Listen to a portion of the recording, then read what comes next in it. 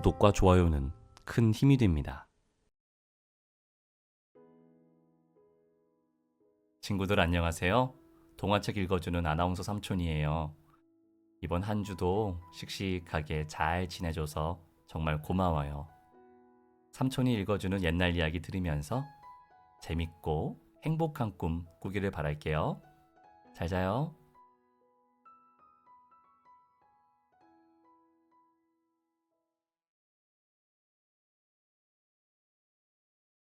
꿀 강아지. 옛날 어느 마을에 한 총각이 어머니를 모시고 살았어. 집은 가난해도 총각은 늘 밝은 얼굴이었지. 그러나 설이 다가오자 총각도 걱정이 되었대. 차례를 지낼 음식을 장만해야 되는데 돈이 하나도 없으니 어쩐담? 마침 어머니가 못이 한 필을 내놓았어. 얘야, 장에 가서 이걸 팔아오너라. 모시는 금방 팔렸지. 가벼운 걸음으로 집으로 가던 총각은 길에서 거지아이 셋을 만났어. 다 떨어진 옷을 입고 덜덜 떠는 아이들이 총각은 몹시 가여웠지. 얘들아, 밥은 먹었니? 아니요. 그럼 날 따라오렴. 총각은 따뜻한 팥죽을 사주었어. 다시 얼마쯤 가던 총각은 거지 노인 셋을 보았어. 한쪽 구석에 쪼그리고 앉아 덜덜 떠는 노인들이 총각은 너무나 불쌍했지. 식사는 하셨어요? 두 끼나 굶었소. 그럼 절 따라오세요. 총각은 뜨거운 국밥을 사들였어. 돈은 겨우 성냥 남았어. 그때 총각의 눈에 아기를 업은 장사꾼 아주머니가 보였단다. 아기의 볼은 추위로 파랗게 얼어 있었지. 아주머니, 이 나팔 얼마예요? 성냥만 줘요. 총각은 성냥을 주고 나팔을 사주었어. 그나저나 돈을 다 써버렸으니 어머니께 뭐라고 하지? 총각은 차마 집으로 갈 수가 없어 남의 집 담 밑에 쪼그리고 있었어. 그러다 그만 잠이 들고 말았지 뭐야. 한밤중에 추워서 문득 잠이 깬 총각은 담장에서 뛰어내리려는 시커먼 그림자를 보았어. 도둑이다! 놀란 총각은 나팔을 힘껏 불었어. 도둑은 걸음아 날 살려라 하고 도망쳤지. 보물들을 모두 팽개치고 말이야. 마음씨 착한 총각은 보물들을 주인에게 돌려주었지. 그러자 주인도 보답으로 보물의 반을 뚝 떼어주었어. 총각은 그 보물로 부자가 되었대. 하루는 총각이 부자가 되었다는 소문을 듣고 욕심쟁이 영감님이 찾아왔어. 어떻게 부자가 됐는지 가르쳐 줄 수 있나? 응? 더 큰 부자이면서도 늘 욕심이 많은 영감님을 총각은 이번 기회에 놀려주고 싶었어. 사실은 다 이 나팔 덕분이랍니다. 죽은 사람을 향해 이 나팔을 불면 죽은 사람이 도로 살아나거든요. 오라! 그러니까 죽은 사람을 살려주고 큰 돈을 받은 게로군. 욕심쟁이 영감님이 나팔을 팔라고 자꾸 떼를 쓰자 총각은 천냥을 받고 나팔을 팔았지. 영감님이 속은 줄 알면 펄펄 뛰시겠지? 그러면 그땐 어떻게 할까? 총각은 좋은 꾀가 생각났어. 그 길로 장에 가서 강아지를 한 마리 샀지. 그러곤 하루, 이틀, 사흘 아무것도 안 먹이고 꿀만 먹였어. 꿀만 먹은 강아지는 꿀똥을 쌌지. 며칠 뒤 욕심쟁이 영감님이 달려왔어. 이웃마을 상갓집에 찾아가서 나팔을 불다가 몰매만 맞고 쫓겨났대. 이놈, 날 속였겠다. 내 돈 천냥을 빨리 내놓아라. 저런, 아마 나팔을 잘못 부셨던 게로군요. 돈은 돌려드릴 테니 우선 이거나 좀 드세요. 총각은 떡을 한 접시 내놓았어. 그러고는 벽장에서 강아지를 꺼내왔지. 자, 꿀강아지야, 맛있는 꿀 좀 다오. 총각이 배를 누르자 강아지는 꿀똥을 쌌어. 총각은 떡에다 꿀똥을 바르더니 냠냠 맛있게 먹는 거야. 영감님도 좀 잡숴 보세요. 꿀이 아주 달콤하답니다. 몸에는 또 얼마나 좋다고요. 영감님도 호기심이 생겼어. 그래서 슬쩍 찍어 먹어 보았더니 틀림없이 달콤한 꿀맛인 거야. 세상에 꿀을 누는 강아지가 다 있네. 영감님은 꿀강아지가 몹시 탐이 났지. 이보게, 돈 천냥 대신 이 강아지를 주게. 안 될 말씀입니다. 에이, 좋아. 천냥을 더 얹어주겠네. 어떤가? 총각은 못 이기는 척 꿀강아지를 팔았어. 꿀강아지를 가져간 영감님은 강아지한테 하얀 쌀밥과 고기 반찬을 잔뜩 먹였단다. 꿀강아지야, 많이 먹어라. 실컷 먹고 꿀을 듬뿍 내놔야 한다. 이틀 뒤 영감님은 생일잔치를 열었어. 손님들에게 떡을 골고루 돌린 다음 잔뜩 먹어서 배가 빵빵해진 강아지를 안고 왔지. 자, 꿀강아지야, 맛있는 꿀 좀 내놔라. 영감님은 강아지 배를 눌러 떡 접시마다 꿀똥을 조금씩 누게 했어. 이게 바로 꿀이라네, 꿀. 어서들 먹어보게. 얼마나 달콤한지 모른다네. 몸에도 그렇게 좋다는구먼. 영감님은 떡에다 꿀똥을 듬뿍 찍어 덥석 베어 물었지. 손님들도 따라서 꿀똥을 찍어 먹었어. 으악, 이게 뭐야? 개똥이잖아. 튀튀튀. 이런 몹쓸 사람이 있나? 아이고 창피해. 아이고 분해. 욕심쟁이 영감님은 자리에 눕고 말았대. 소문을 들은 총각이 영감님을 찾아왔어. 죄송해요, 영감님. 많이 속상하셨죠? 돈 2천냥은 여기 있습니다. 속은 일을 생각하면 괘씸했지만 영감님은 꽤 많고 의젓한 총각이 볼수록 탐이 나는 거야. 이보게, 내 사위가 되어주게. 그렇게 해주면 내 다시는 헛된 욕심 부리지 않겠네. 총각과 어머니는 영감님의 부탁을 기쁘게 받아들였어.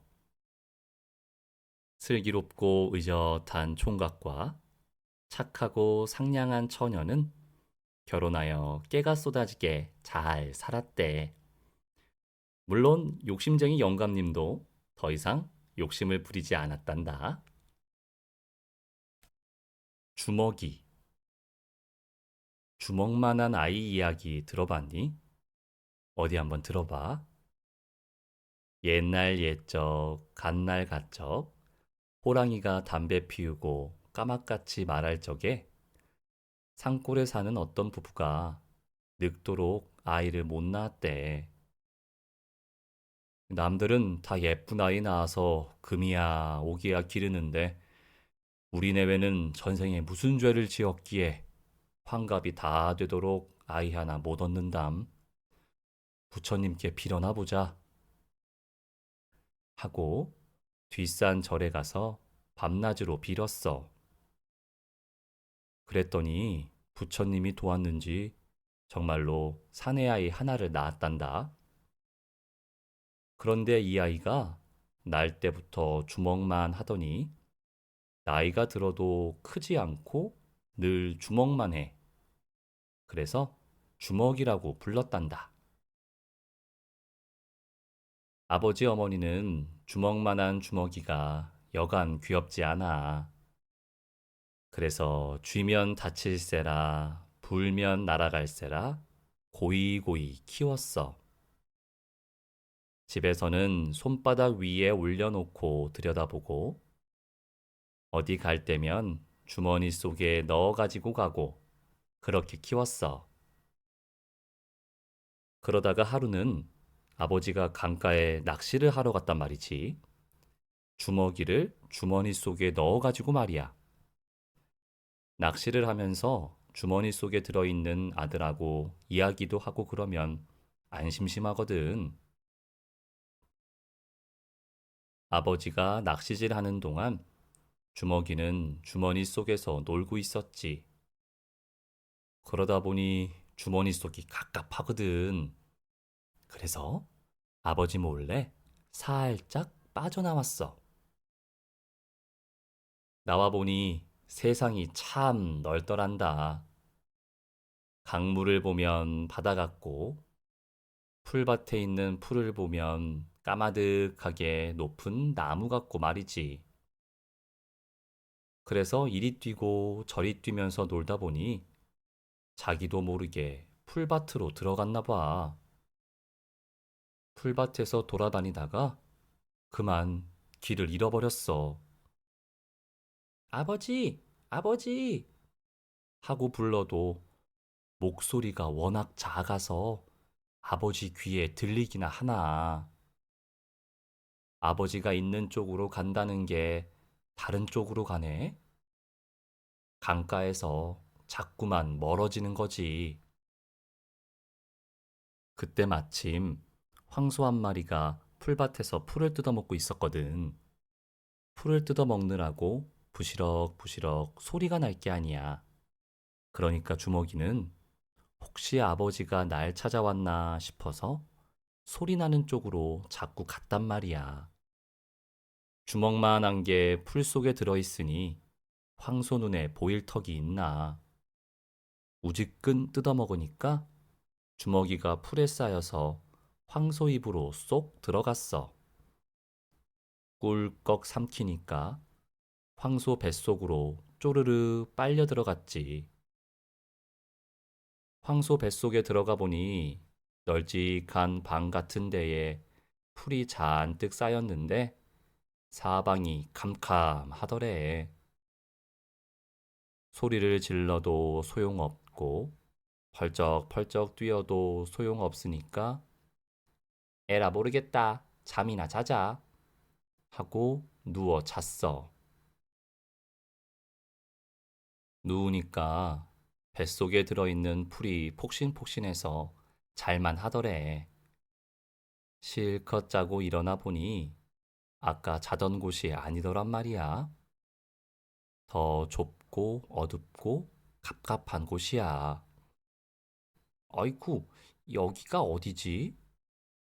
하고 이리저리 살피는데 갑자기 사방이 환해지더니 몸이 공중으로 붕 날아서 땅에 뚝 떨어져. 쇠똥에 섞여서 밖으로 나온 거지. 황소 뱃속에 들어갔다 나온 주먹이는 또 하염없이 걸어갔어. 가다 보니 풀밭을 벗어나서 한 길로 접어들었는데 이때 하늘에서는 소리개 한 마리가 빙빙 돌고 있었거든. 소리개가 내려다보니 땅에서 주먹만한 게 꼬물꼬물 걸어가고 있단 말이야. 뭔지는 모르지만 맛있는 먹이가 되겠다 싶어서 쏜살같이 내려왔어. 그러고는 두 발로 주먹이를 탁 낚아채서 하늘 높이 날아올랐지. 이래서 주먹이는 소리개한테 채여서 하늘을 훨훨 날아가는 신세가 되었단다. 소리개가 주먹이를 채가지고 제 둥지로 날아가는데 이때 하필이면 매가 한 마리 나타났지 뭐야. 매는 소리개가 채가는 주먹이를 빼앗으려고 하고 소리개는 안 빼앗기려고 하고 이렇게 옥신각신 하는 거지. 두 마리가 땅으로 곤두박질 치다가 하늘로 솟아오르다가 이런 야단법석이 없구나. 그 바람에 주먹이는 눈앞이 아찔아찔한 게 정신이 없어. 그러다가 소리개가 그만 주먹이를 놓쳐버렸대. 그 높은 하늘에서 떨어지게 됐으니 이거 큰일 아니야. 그런데 천만다행으로 마침 강물로 떨어졌어. 풍덩 빠져서 물속으로 들어갔지. 살기는 살았는데 강물에 빠졌으니 또 앞일이 막막해. 겨우겨우 헤엄을 쳐서 물 위로 얼굴을 내밀고 보니 마침 나뭇잎 하나가 동동 떠내려 오거든. 옳지, 됐다! 하고 얼른 나뭇잎에 올라탔어. 나뭇잎을 타고 둥실둥실 떠내려 가는 거야. 그렇게 떠내려 가는데 물속에서 커다란 물고기가 이걸 봤어. 물고기가 보니까 주먹만한 게 나뭇잎을 타고 가거든. 무슨 먹이인가 싶어서 펄쩍 뛰어올라 낼름 집어삼켜 버렸어. 이번에는 물고기 뱃속에 들어간 거지. 물고기 뱃속에 들어가 보니 황소 뱃속보다 더 어둡고 갑갑해서 숨이 막히더래. 아이고, 이제는 여기서 숨이 막혀 죽나 보다. 하고 엉엉 울었지. 아버지 주머니에 얌전하게 들어있을 걸. 하고 뉘우쳐도 보지만 소용이 있나. 그렇게 한참 울고 있는데 이놈의 물고기가 공중으로 붕 올라가거든. 그러더니 아래로 뚝 떨어져서 퍼덕거린단 말이야. 이게 무슨 일인가 하고 가만히 귀를 기울여 보니까 글쎄 아버지 목소리가 들리는 거야. 아이쿠 크기도 하다. 이렇게 큰 물고기는 난생 처음 낚아보는군. 하는데 틀림없는 아버지 목소리란 말이야. 이 물고기가 아버지 낚시에 걸렸나 봐. 얼마나 반가운지 젖먹은 힘까지 다 내어서 아버지를 불렀어. 아버지, 아버지! 그러니까 아버지가 그 소리를 들었어. 어디서 소리가 나나 하고 살펴보니 물고기가 아버지, 아버지! 하고 부른단 말이야. 거참 이상한 일도 다 있다 하고 가만히 들여다보니까 물고기 배가 들썩들썩 하거든. 조심조심 물고기 배를 갈라보니 거기서 아들이 툭 튀어나와. 아버지는 그만 기절 초풍을 했지 뭐야. 얘, 주머니 속에 들어있던 애가 왜 거기 있느냐? 그래서 그동안 겪은 일을 다 이야기했어. 아이고, 큰일 날 뻔했구나. 하나밖에 없는 우리 아들을 영영 잃을 뻔했네. 아버지는 주먹이를 손바닥 위에 올려놓고 둥게둥게 얼으면서 좋아했어. 주먹이는 잘 살아서 어저께까지 살았대. 보이나? 보이네. 햇볕이 쨍쨍 내리쬐는 어느 여름날이었지. 소금 사려, 소금 사려.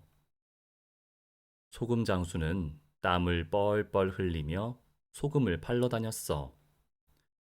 눈보다도 깨끗한 소금 사려. 그러나 아무도 소금을 사러 나오지 않았대.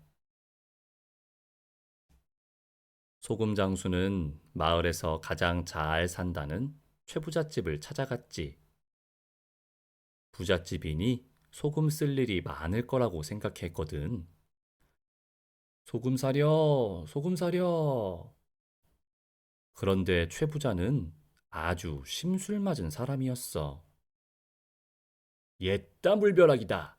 시끄럽게 굴어 내 단잠을 깨운 벌이다. 최부자가 담 너머로 물을 퍼부었어. 아, 차가워. 소금 장수는 그만 물을 흠뻑 뒤집어 썼지 뭐야. 이를 어쩐담. 소금이 다 녹았잖아. 소금 장수는 억울하고 분해서 가슴만 탕탕 쳤어. 지난번엔 생선 장수에게 쇠똥을 퍼부어 생선을 못 팔게 만들더니 오늘은 물벼락이군. 마을 사람들이 소금 장수의 불쌍한 모습을 보고 한마디씩 했어. 물벼락은 아무것도 아니라네. 거지가 오면 쪽박을 깨뜨리고 몽둥이로 두드려 팬다네. 고약한 사람 같으니라고 최부자는 천벌을 받을 걸세. 그렇고 말고. 다음 날도 소금 장수는 소금을 팔러 다녔어. 소금 사려, 눈보다 더 깨끗한 소금 사려. 그날도 소금은 좀처럼 팔리지 않았지. 소금 장수는 더위에 지쳐 잠시 쉴 곳을 찾았어. 마침 커다란 고목나무가 보여 그 아래에 누웠다가 잠이 들었지. 소금 장수가 잠든 사이 고목나무 구멍에서 커다란 구렁이가 나왔어. 그러고는 혀를 날름거리며 소금 장수를 내려다보는 게 아니겠어? 으! 잠에서 깨어난 소금 장수는 구렁이를 보고 너무 놀라 벌떡 일어났지. 그런데 구렁이는 아무 일도 없다는 듯이 굿을 하나를 툭 떨어뜨리고 스르르 나무 구멍으로 들어가 버리는 거야. 이게 뭘까? 소금 장수는 구렁이가 준 파란 구슬을 이리저리 살펴보다가 주머니에 넣었어. 쉬었으니 일을 해야지.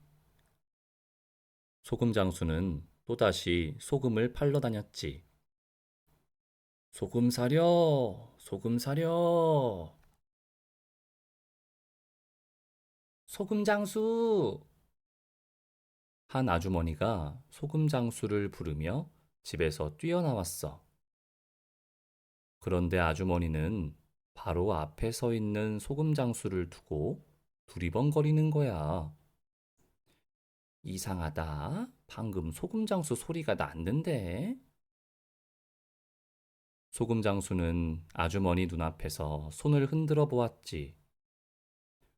아주머니는 소금 장수가 전혀 보이지 않는 듯 멀뚱멀뚱 갸웃갸웃 하더니 도로 집으로 들어갔어. 그제야 소금 장수는 파란 구슬이 생각났어. 아하, 이것 때문이구나. 예로부터 구렁이가 주는 물건은 신비한 힘을 지녔다는 말이 있었거든. 소금 장수는 구렁이가 준 구슬이 사람의 모습을 감추게 하는 요술 구슬이라는 것을 깨달았지. 그 길로 소금 장수는 최부잣집으로 달려가 대문 앞에서 소리쳤어. 소금 사려! 눈보다 더 깨끗한 소금 사려! 아니나 다를까, 최부자가 또 물을 퍼부으려고 나왔지. 그런데 소금 장수가 보이지 않는 거야. 소금 장수는 대문 안으로 슬그머니 들어가 최부자 머리에 알밤을 한 대 때렸어. 아야! 최부자는 머리를 싸고 두리번거렸지만 저쪽 마당에서 비질하는 머슴 말고는 주위에 아무도 없었어. 이상하다. 소금 장수는 웃음을 참으면서 두어 대 알밤을 더 주었지. 소금 장수는 최부자의 방에 성큼성큼 들어가 금괴를 들고 나왔어. 이건 소금값으로 대신 가져가는 거야. 내 귀한 소금을 녹게 했으니 값을 내야지. 소금 장수는 금괴 덕에 부자가 되었지. 하지만 인정 많은 소금 장수는 가난한 사람들을 찾아서 두루두루 도와주었어. 소금 장수가 부자가 되었다는 소문은 멀리 멀리 퍼져나갔어. 어느 날 이웃 마을에 사는 욕심쟁이 영감이 찾아왔지. 이보게 어떻게 부자가 되었는가? 그 영감은 남에게 베풀 줄을 모르는 사람이었어. 소금 장수는 욕심쟁이 영감이 사흘 밤낮을 쫓아다니며 묻자 할 수 없이 부자가 된 까닭을 말해 주었지. 욕심쟁이 영감은 얼씨구나 한다름에 고목나무 아래로 달려갔지. 그리고 그 아래에 누워 자는 척을 했어. 그러자 얼마 안 되어 정말 고목나무 구멍에서 구렁이가 얼굴을 내밀더니 무엇인가 툭 떨어뜨리고 사라지지 뭐야? 얼씨구 절씨구 나도 이제 부자가 될 거야. 욕심쟁이 영감은 벌떡 일어나 구렁이가 떨어뜨린 것을 찾아보았어. 그러나 아무리 찾아보아도 구슬 같은 것은 보이지 않는 거야. 안 되겠다. 집에 가서 찾아봐야지. 욕심쟁이 영감은 나무 아래에 있는 것들을 죄다 긁어 모아 집으로 돌아왔어. 그러고는 가져온 것을 방바닥에 늘어놓고 아내와 마주 앉았지. 내 모습이 보이면 보인다. 안 보이면 안 보인다. 대답해 주구려. 욕심쟁이 영감은 돌멩이를 집어들었어. 보이나? 아내가 대답했지. 참, 보이네. 다시 나뭇잎 하나를 들고서 물었지. 보이나? 나원, 보이네. 다른 것 골라 잡고서 보이나? 보이네. 이렇게 묻고 대답하느라 밤을 꼬박 새고 말았지. 꽃기요. 새벽달기 울었어. 아내는 너무 졸려 꾸벅꾸벅 졸았지. 보이나? 욕심쟁이 영감이 솔방울을 들고 물었지. 아내는 졸립고 귀찮아서 거짓말을 했어. 안 보이네. 그 말에 욕심쟁이 영감은 신바람이 나서 솔방울을 갖고 최부자 집으로 달려갔지. 그러더니 최부자가 있는 방으로 성큼성큼 들어가 금괴를 번쩍 들고 나왔어. 최부자가 그것을 보고 소리를 질렀지. 도둑이야! 도둑놈 잡아라! 욕심쟁이 영감은 깜짝 놀라 금괴를 떨어뜨리며 물었어. 내가 보이나? 그래, 보인다 이놈아. 결국 욕심쟁이 영감은 최부잣집 머슴들에게 실컷 얻어맞고 쫓겨났대. 멸치대왕의 꿈. 옛날 동쪽 바다에 멸치대왕이 살고 있었는데 어느 날 아주 이상한 꿈을 꾸었지. 꿈속에서 멸치대왕이 하늘을 오르락 내리락 구름 속을 왔다 갔다 하는데 갑자기 흰 눈이 펄펄 내리더니 추웠다 더웠다 하는 거야. 멸치대왕은 무슨 꿈인지 몹시 궁금했어. 여봐라, 넓적가자미야. 꿈 해몽을 잘한다는 낙지 선생을 데려오너라. 넓적가자미는 너무너무 졸려 정말 가기 싫었지만 대왕님의 명령이라 어쩔 수 없었지.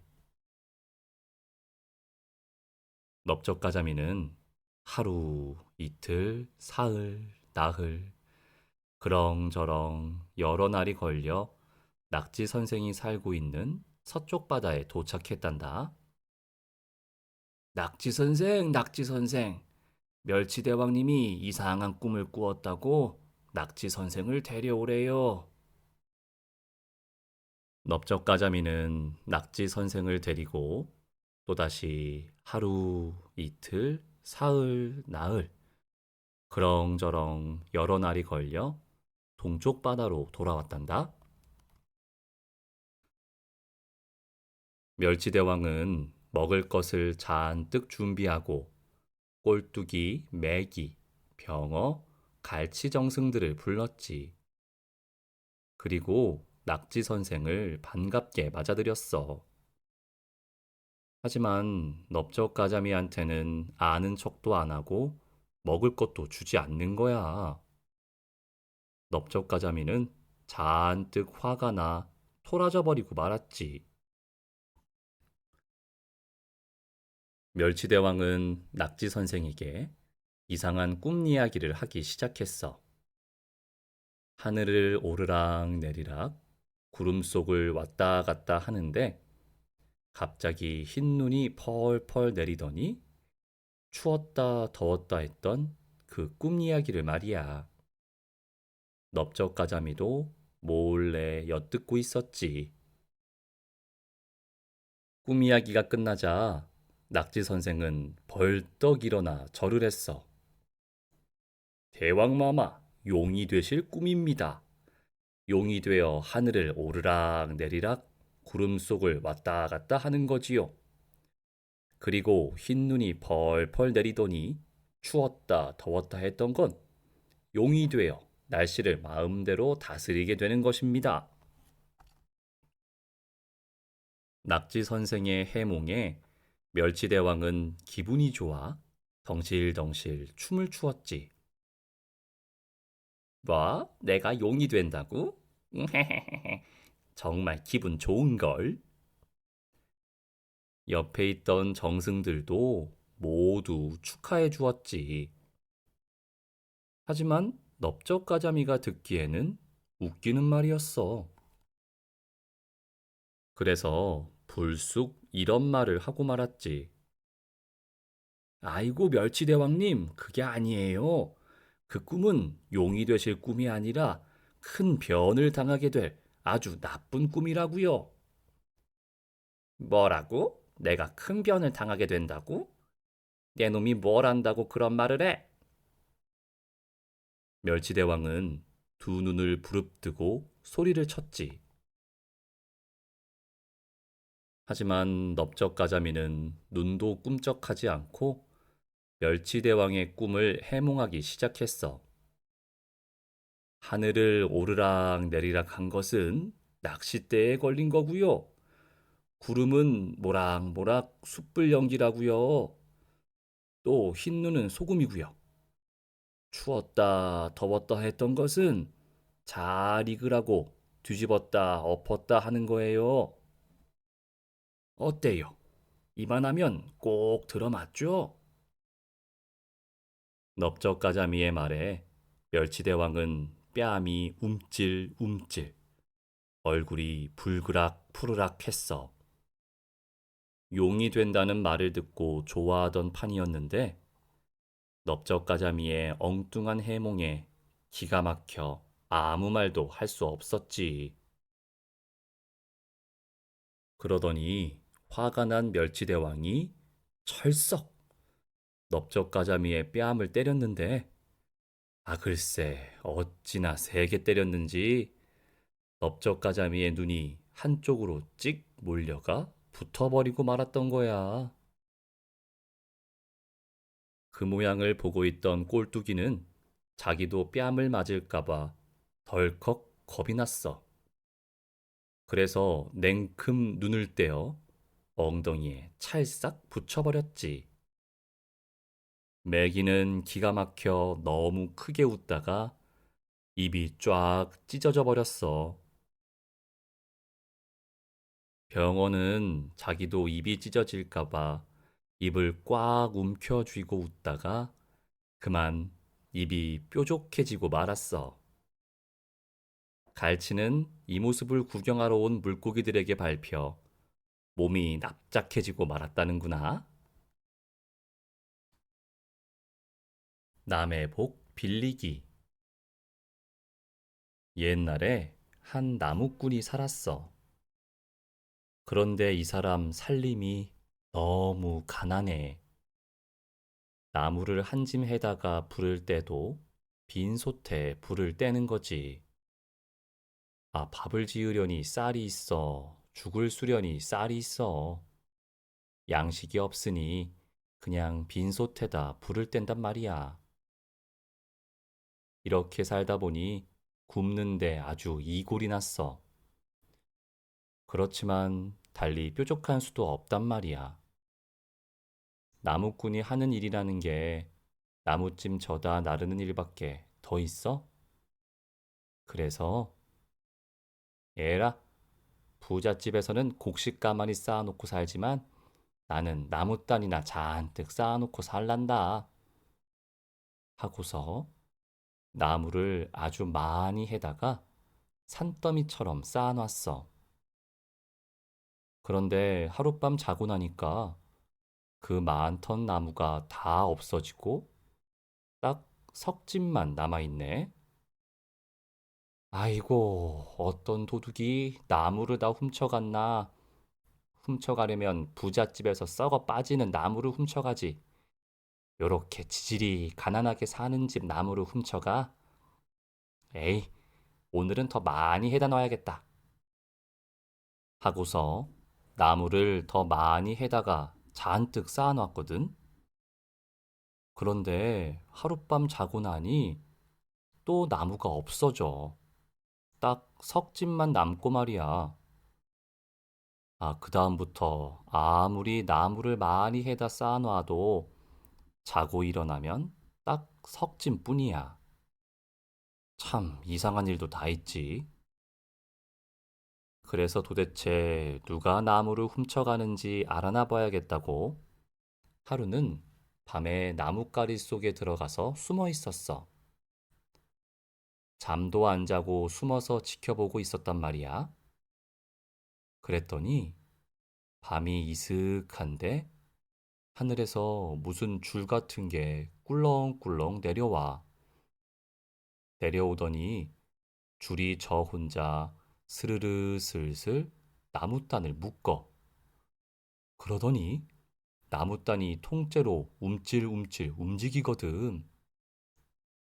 이거 별일도 다 있다 싶어 숨을 죽이고 가만히 있으려니까 이놈의 나무단이 사람을 태우고 하늘로 훨훨 올라가네. 올라가서 어디로 갔는고 하니 하늘나라로 갔어. 거기도 땅 세상처럼 집도 있고 들도 있더래. 나무단 속에서 빼꼼히 내다보니까 하늘나라 사람들이 나무단을 끌어올리면서 이 나무단이 왜 이리 무거우냐? 거 멋이 들어있는지 끌러보자 하고 나무단을 다 끌어올리더니 묶인 줄을 끌러 나무단을 투둑 끌러 놓으니 사람이 하나 나오거든. 너는 땅 사람이 왜 여기까지 왔느냐? 밤마다 나무단이 없어지기에 누가 훔쳐가나 보려고 지키고 있다가 달려 올라왔죠. 그러니까 하늘나라 사람들이 하하 웃어. 너는 타고난 복이 나무 석진밖에 안 되는데 자꾸만 나무를 해다 쌓아 놓아서 나머지는 우리가 가져왔다. 그래서 휘휘 둘러보니까 제가 해놓은 나무찜이 죄다 거기에 쌓여 있더래. 그럼 내 복은 평생 나무 석진밖에 안 된단 말이오? 그렇지. 죽을 때까지 그렇단 말이오? 그렇지. 말을 듣고 보니 기가 막혀. 뼈 빠지게 일을 해도 겨우 나무 석진 복이라니. 이렇게 복이 없어가지고야 무슨 재미로 살겠어. 그래서 하늘나라 사람들을 붙잡고 통사정을 했지. 나에게도 복을 좀 주시오. 나무 석진밖에 안 되는 복으로 어떻게 살겠소. 복 많은 사람 복의 반이라도 좀 주시구려. 그러니까 하늘나라 사람들 중에서 수염이 길고 허연 사람이 혀를 끌끌 차더니 땅 사람 복은 날 때부터 정해져 있으니 우린 늘 어쩌겠나.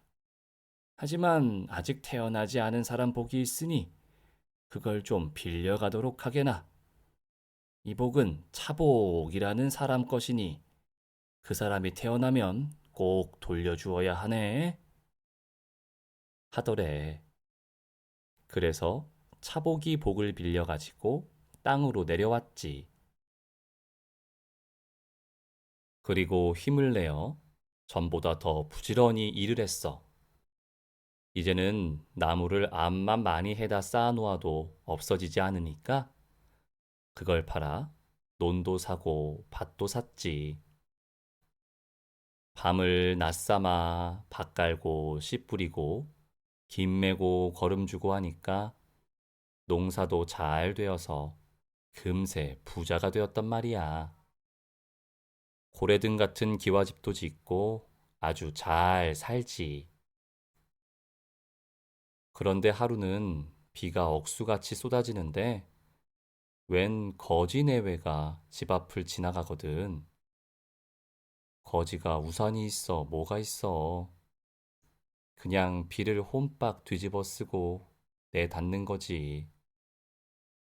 가만히 보니까 아주머니는 혼몸도 아니야. 푸른 배를 싸쥐고 애쓰는 품이 얼마나 가여운지 얼른 나가서 집으로 불러들였어. 이렇게 비를 맞고 가실 게 아니라 우리 집에서 비나 긋고 가시오. 방으로 데리고 가서 젖은 옷도 갈아입히고 따뜻한 밥도 지어 먹였지. 비가 곧 그치지 않으니까 하룻밤 재웠지. 그런데 그날 밤에 아주머니가 아기를 낳았단 말이야. 떡두꺼비 같은 아들을 낳았어. 거지 내외는 좋아서 싱글벙글 야단났고 집주인도 덩달아 좋아서 이리 뛰고 저리 뛰느라 야단났지. 미역국을 끓인다. 새끼줄에 고추를 끼워서 금줄을 친다. 부산하게 한바탕 난리법석을 쳤단 말이야. 그러고 나서 거지네외가 아이 이름을 짓는다고 수군수군 의논을 하는데 가만히 들어보니 이놈 이름은 차복이라고 지읍시다. 그래요. 그게 좋겠어요. 아, 이런단 말이야. 아하, 하늘나라에서 잠깐 빌려온 복이 바로 저와의 것이로구나. 이제 주인이 태어났으니 복을 돌려줘야지. 이렇게 생각하고 거지네외에게 그동안의 이야기를 쭉 했어. 이렇게 저렇게 되어서 하늘나라에 갔다가 이 아이 복을 잠깐 빌려가지고 왔노라 하고서는 내가 이렇게 살림을 이루고 살게 된 것도 다 차복이 복을 빌린 덕분이니 이 재산이 내 재산이 아니요. 이제 주인이 태어났으니 복을 도로 돌려드리겠소. 이제부터 당신들이 이 집과 논밭의 주인이요. 했지. 그러니까 차복이 아버지, 어머니가 펄쩍 뛰는구나. 그런 말씀 마십시오. 지나가는 우리를 불쌍히 여겨 거두어 준 것만 해도 고마운데 그게 무슨 당치도 않은 말씀입니까? 그럴 수는 없죠. 서로 받으라느니 못 받겠다느니 옥신각신 하다가 그럴 게 아니라 모두 함께 한 집에서 살자고 했지. 그래서 차복인의 식구도 그만 거기서 눌러 살았대. 차복이가 무럭무럭 커갈수록 살림도 늘어나고 온 집안에 웃음꽃이 피니 좀 좋아. 뭐 복이라는 게 따로 있나? 부지런히 일하고 마음 곱게 쓰면 그게 복이지.